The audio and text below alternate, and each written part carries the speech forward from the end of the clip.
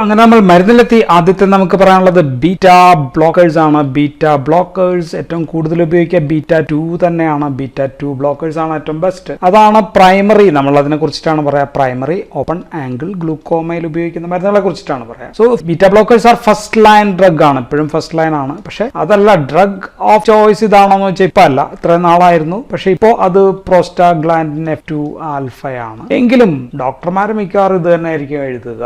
Drug of choice ആയിരുന്നു. Beta ബ്ലോക്കേഴ്സിന്റെ പ്രവർത്തനം എന്താണ്? വാസോ ഡയലേഷൻ തടയുന്നു.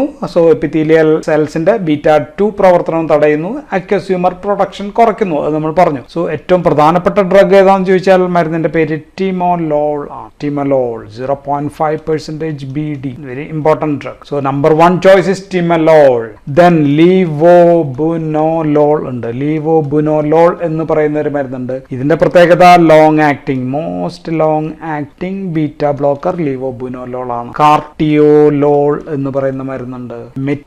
മെറ്റിപ്രനോൾ, മെറ്റോപ്രലോൾ അല്ല കേട്ടോ, മെറ്റിപ്രനോൾ എന്ന് പറയുന്ന മരുന്നാണ്. ഇതെല്ലാം നോൺ സെലക്റ്റീവ് ബീറ്റ ബ്ലോക്കർ ആണ്. നോൺ സെലക്റ്റീവ് ബീറ്റ ബ്ലോക്കർ β2നെയും β1നെയും തടയുന്നതാണ്. ഇനി β1 സെലക്റ്റീവ് ചിലപ്പോഴെങ്കിലും നമുക്ക് വേണ്ടി വരും. β1 സെലക്റ്റീവ് ബ്ലോക്കർ അതിന് എഫിക്കസി കുറവാണ്. കാരണം ഞാൻ പറഞ്ഞു β2 ആണ് ഇവിടെ അധികം ഉള്ളത്. എങ്കിലും നമുക്ക് β1 ബ്ലോക്കേഴ്സും കൊടുക്കാം. ഉദാഹരണം ബീറ്റാക്സോലോൾ എന്ന് പറയുന്ന മരുന്നുണ്ട്. ഇതിന്റെ തന്നെ ലീവോ ബീറ്റാക്സാലോൾ എന്ന് പറയുന്ന മരുന്ന്. ഇത് രണ്ടും പ്രധാനമായിട്ടും ഓക്കുലാർ ഹൈപ്പർ ടെൻഷൻ ആണ് പ്രധാനമായിട്ടും നമ്മൾ ഉപയോഗിക്കുക. ഗ്ലൂക്കോമയിൽ ഉപയോഗിക്കാം. ഗ്ലൂക്കോമയിൽ നമുക്ക് β2 നമുക്ക് ആവശ്യമില്ല. ഇപ്പോൾ ഉദാഹരണം ആസ്മ ഉള്ള രോഗികൾക്ക് അല്ലെങ്കിൽ COPD-യിൽ പൾമണറി ഡിസീസ് ഉണ്ടെങ്കിൽ നമുക്ക് β2 ഒഴിവാക്കണമെങ്കിൽ അപ്പം നമുക്ക് ബീറ്റാക്സാലോൾ പോലെയുള്ള മരുന്നുകൾ നമുക്ക് കൊടുക്കാം. ബീറ്റ ബ്ലോക്കേഴ്സ് എത്ര കുറയ്ക്കും അക്വസ്യൂമർ എന്ന് വെച്ചാൽ ഒരു 28 to 48% വരെ അക്വസ്യൂമർ പ്രൊഡക്ഷൻ കുറയ്ക്കും. രാത്രി സിമ്പത്തറ്റിക് നെർവസ് സിസ്റ്റം ആക്റ്റീവ് അല്ല. അതുകൊണ്ട് തന്നെ ഇതിന് രാത്രി പ്രവർത്തനം കുറവാണ്. സ്ലീപ്പ്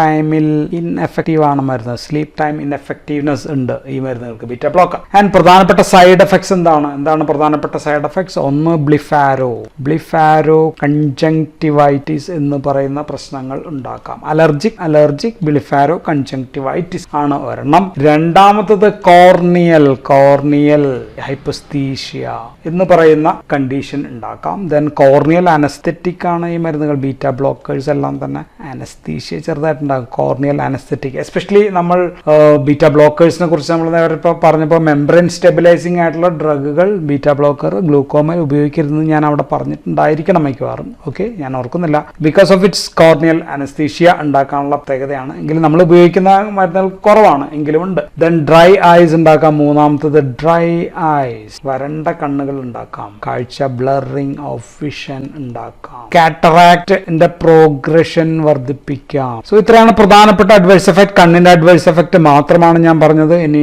ശരീരത്തിനകത്തേക്ക് കയറി കഴിഞ്ഞാൽ അത് ഇതൊക്കെ സംഭവിക്കും എന്നുള്ള കാര്യങ്ങളൊന്നും ഞാൻ തൽക്കാലം പറയുന്നില്ല. നമുക്ക് ഒരുപാട് മരുന്നുകൾ പറയാനുണ്ട്. അതുകൊണ്ടാണ് ബീറ്റ ബ്ലോക്കേഴ്സ് ഉപയോഗിക്കാൻ പറ്റാത്ത കോൺട്രാഇൻഡിക്കേഷൻ എന്തൊക്കെയാണ്? കോൺട്രാഇൻഡിക്കേഷൻ ഏറ്റവും പ്രധാനം ഇത് തന്നെയാണ്. ബ്രോങ്കിയൽ ആസ്മ, COPD പോലെയുള്ള പ്രശ്നങ്ങൾ, ബ്രോങ്കോ പൾമണറി ഡിസീസസ്, അതിന് നമുക്ക് കൊടുക്കാൻ പറ്റും. അപ്പോൾ ബീറ്റാക്സാലോൾ വേണമെങ്കിൽ കൊടുക്കാമെന്ന് ഞാൻ പറഞ്ഞു. ദെൻ ഹൃദയത്തിന് കൂടുതൽ സീരിയസ് ആയിട്ടുള്ള പ്രശ്നങ്ങളൊക്കെ ഉണ്ടെങ്കിൽ, കാർഡിയോവാസ്കുലാർ പ്രശ്നങ്ങൾ ഉണ്ടെങ്കിലും അങ്ങനെയാണെങ്കിലും ബീറ്റ ബ്ലോക്കേഴ്സ് ഒഴിവാക്കേണ്ട കണ്ടീഷൻസിൽ നമ്മൾ കൊടുക്കും. ദെൻ ഇപ്പോൾ രോഗിക്ക് ഹൈപ്പർ കൊളസ്ട്രോളീമിയ, കൊളസ്ട്രോൾ കൂടുതലുള്ള രോഗിയാണെങ്കിൽ ഇതിൽ ഏത് കൊടുക്കുന്നു വെച്ചാൽ ഡോക്ടർമാർ പ്രിഫർ ചെയ്യുക കാർട്ടിയോലോൾ ആയിരിക്കും കൂടുതൽ പ്രിഫർ ചെയ്യുക. സോ ഞാൻ പറഞ്ഞു ഫസ്റ്റ് ലൈൻ ആണെന്ന് പറഞ്ഞു. അതാണ് first line in open angle glaucoma, primary open angle glaucoma. ഇനി മറ്റേതിന് കൊടുക്കാൻ പറ്റൂ, ആംഗിൾ ക്ലോഷർ ഗ്ലൂക്കോമയ്ക്ക് കൊടുക്കാമെന്ന് വെച്ചാൽ മറ്റു മരുന്നുകൾക്കൊപ്പം വിത്ത് അതർ ഡ്രഗ്സ് ഓൺലി. മറ്റു മരുന്നുകൾ കൊടുത്തിട്ട് അതിൻ്റെ കൂടെ വേണമെങ്കിൽ ഇത് കൊടുക്കാം.